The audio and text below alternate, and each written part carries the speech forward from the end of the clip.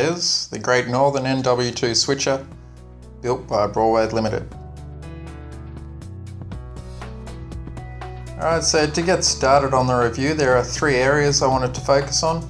Number one is, does the model look good?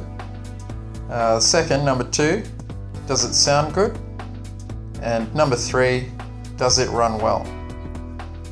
If I was going to put them in an order of what I look for in model trains, I'd have does it run well up at number one.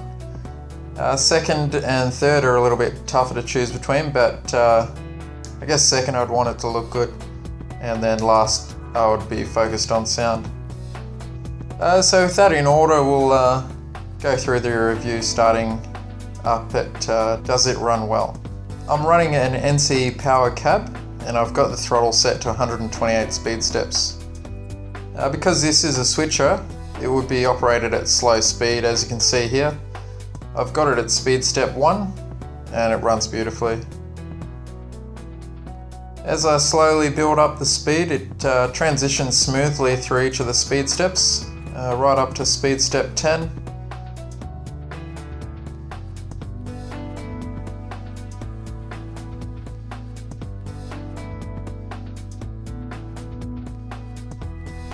Running through now at speed step 20, and it's running really well.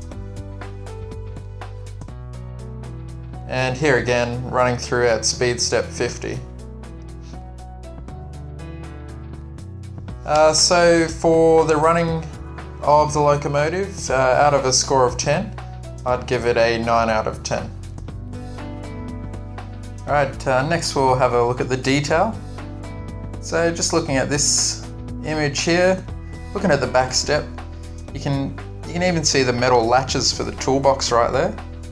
And you've got windscreen wipers, handrails and grab irons. If you look closely up at the light on the rear of the cab just there, you can even see the locomotive number written on the side there, so when that light turns on, the number shines through. It's also on the front as well. Down the sides of the locomotives, rivets show up really well. If you wanted to weather the locomotive, they'd really pop out, look really great. And the access panels are all detailed with handles, hinges and the vents there. I could go on, but there's only so much I can say. Obviously you can see how well the locomotive's detailed. Having a look around on the internet, I could only find one photo of this locomotive with this road number. And it's a little bit hard to see all the details given that the photo is taken at a distance. But I did notice on the exhaust there's some kind of muffler or shroud on top of it. It's not shown on the model here. And also I noticed a rotating beacon on top of the cab in the real photo. Also, this isn't shown on this model. Given that though, the photo was from 1963, so I guess that stuff could have been aftermarket add-ons. As for the lights, there's a headlight and a tail light and a cab light. The cab light stays on until about speed step 3, and then it goes out once you go above that speed step. The lights at the front and back are both directional and can be set permanent if you want. That can be done using the NC power cab.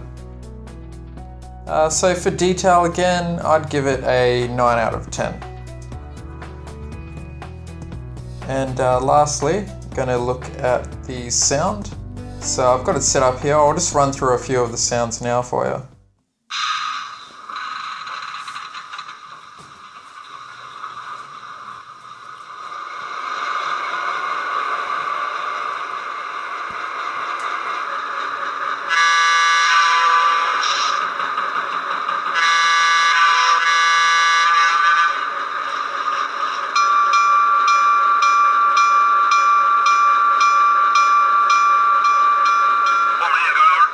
Have you let these guys know they can start